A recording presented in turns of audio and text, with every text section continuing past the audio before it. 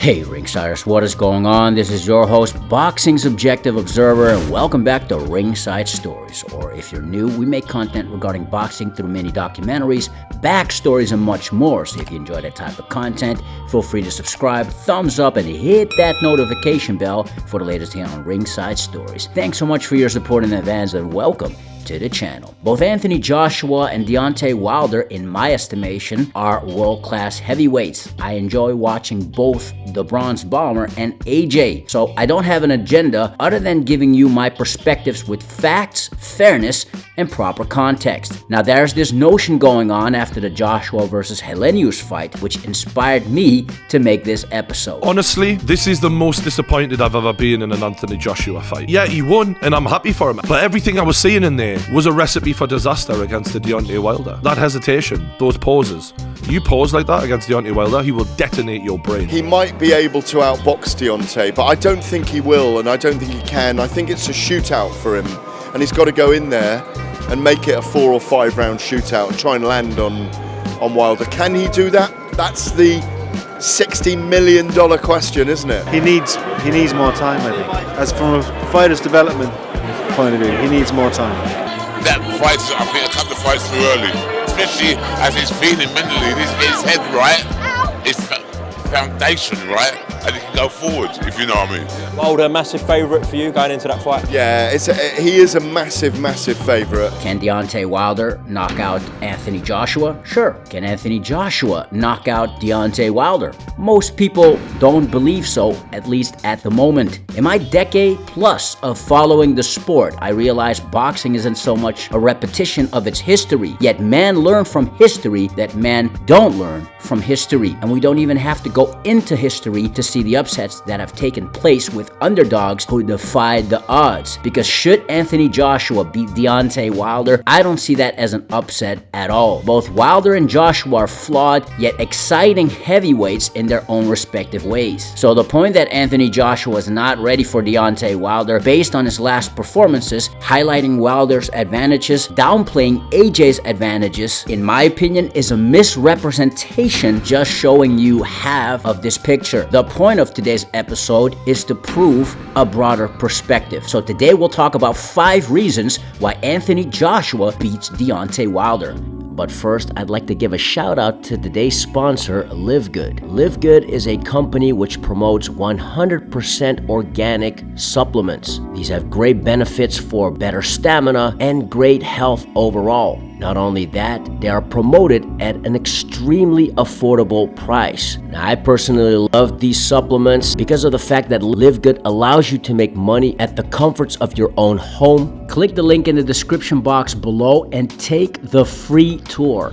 Number 1, activity. As good as working out is, as great as sparring is, nothing prepares a fighter for a fight more than an actual fight. Having to deal with pressure under the bright lights, dealing with heavyweight physicality, full forced shots coming back, having to think yet execute a game plan, knowing that one shot can change the trajectory of one's career, especially in the heavyweight division. In the last 2 years, Deontay Wilder has fought a total of 3 minutes, which was against his former sparring partner, who Wilder knew very well, who did not test Wilder in any way. Yet even that fight against Robert Helenius, Wilder was looking for his range as he had to make adjustments. And this is no disrespect to Robert Helenius, but we're talking about a slow-footed heavyweight lacking hand speed who run forward recklessly without a jab, playing straight into the Bronze Bomber's hand, literally. If Anthony Joshua was Wilder's next opponent, October 15, 2022 was Wilder's final preparation against the guy who was far from world class, much less elite. Number 2, elite level experience. The only time Deontay Wilder ever faced an elite opponent, he got beaten comprehensively. Even in the Tyson Fury 1 fight, which saw Tyson Fury at 60% of his abilities, Wilder got soundly outboxed. Tyson Fury didn't have the legs nor stamina for all 12 rounds, coming off a near 3-year-long layoff. Wilder caught up and landed his best shot in the 12th, which credit to Wilder's perseverance and patience. Yet he couldn't keep Fury down. As flawed as Anthony Joshua may be, which he's got more to compensate for than the Bronze Bomber, more on that later, Wilder will not fight someone in the condition Tyson Fury was in at the end of 2018. And even that version of Tyson Fury was the best fighter Deontay Wilder had ever faced, which was more than proven in the rematch and the third fight in the Fury-Wilder trilogy. I mean, what other elite fighter has Deontay Wilder ever faced before or ever since? Wilder was champion for 5 years, never unified once, even when he had the chance to fight Vladimir Klitschko, who was managed by the same manager, Shelly Finkel. Wilder never even fought Klitschko, didn't fight then undefeated champ Joseph Parker, nor undefeated world titleist Charles Martin, who was a PBC fighter. All of the fighters aforementioned, Anthony Joshua did end up fighting, stopping 2 out of those 3 fighters, unifying twice. So even though Wilder has been in the game 5 years longer, with more professional fights under his belt, Anthony Joshua has fought a higher caliber of opposition. Hate him or love him, unlike the Bronze Bomber, AJ has actually been working on his craft, not just in the gym behind closed doors, but against world-class, even elite-level opponents. Klitschko, although past his best in 2017, was still formidable, a hard puncher, and vastly experienced. In recent memory, Joshua faced Alexander Usyk, the only heavyweight in the current era who's ever become an undisputed world champion, who has the most decorated amateur career out of all current heavyweights, and who has been openly ducked by undefeated Tyson Fury, who is about to try his hand at an MMA fighter in Francis Ngannou instead. Alexander Usyk, who's arguably the most technically gifted and experienced pro and amateur at the making of this recording. That type of experience Deontay Wilder simply has never witnessed inside the squared circle as a pro, and you can't buy experience. Now, can Wilder knock out Anthony Joshua?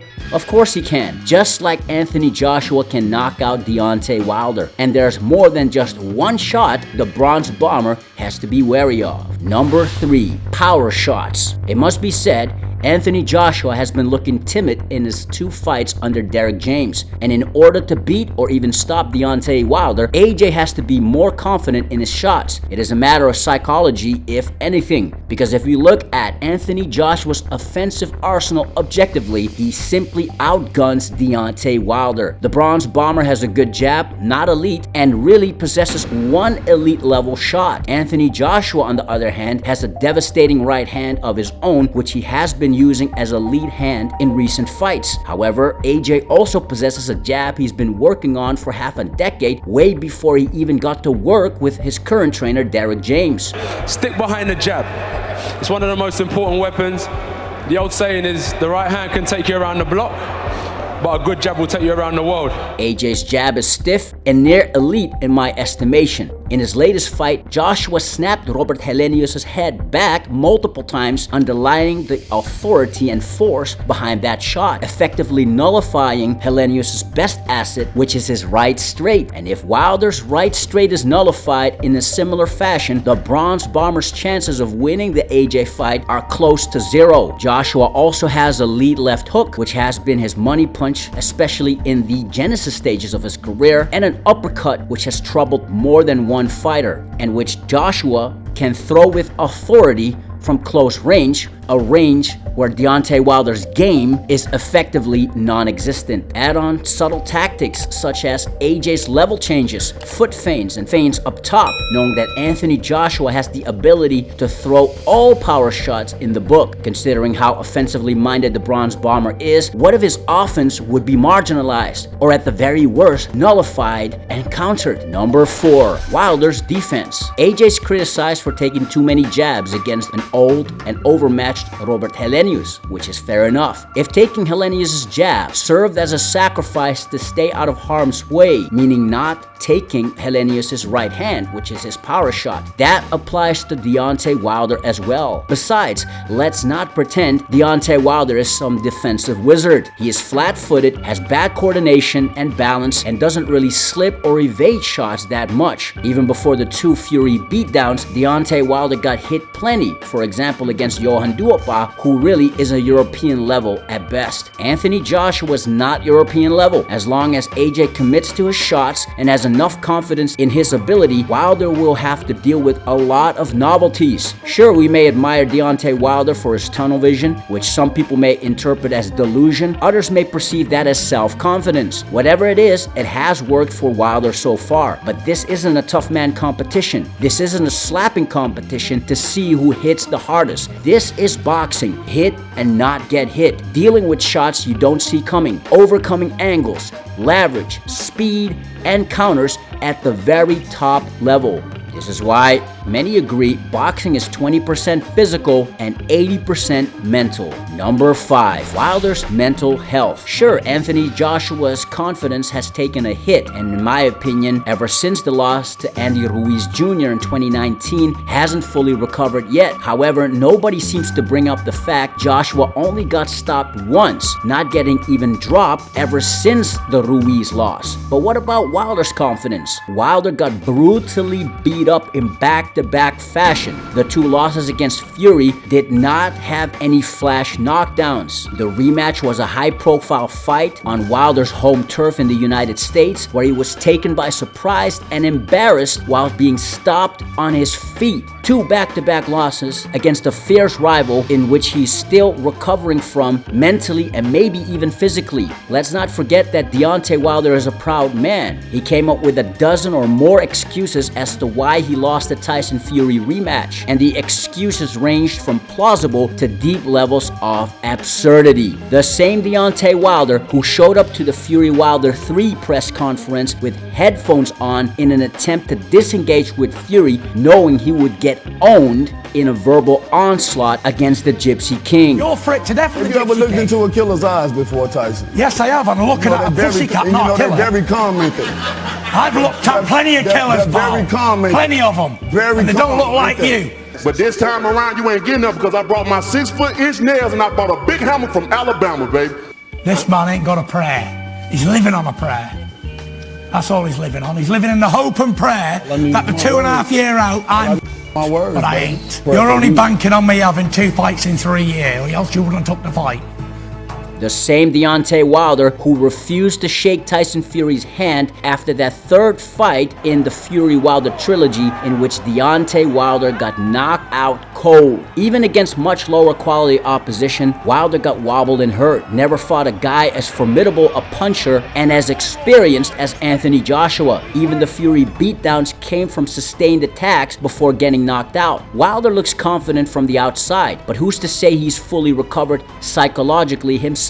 Who's to say that those beatings against Tyson Fury haven't left such a mark that they can't be revisited when facing adversity once more? His 1st round knockout win against Robert Helenius did not allow for those possible traumas to resurface. Just because AJ took 6 more rounds against that same opponent doesn't mean AJ is not capable of inflicting devastating damage on the Bronze Bomber. Every fight is a fight in and of itself. People claim AJ shot psychologically. At least AJ has been working on his craft under the bright lights with true heavyweight physicality and true heavyweight pressure, whereas Deontay Wilder has been inactive for the most part of 2 years. Sure, Wilder seems naturally more confident than AJ, but can the Bronze Bomber's confidence overcome AJ's competence? They're both former world champions. In my estimation, they're both world class. Question is, who's got more left to give to boxing? Who's got more to give on fight night? So many questions that need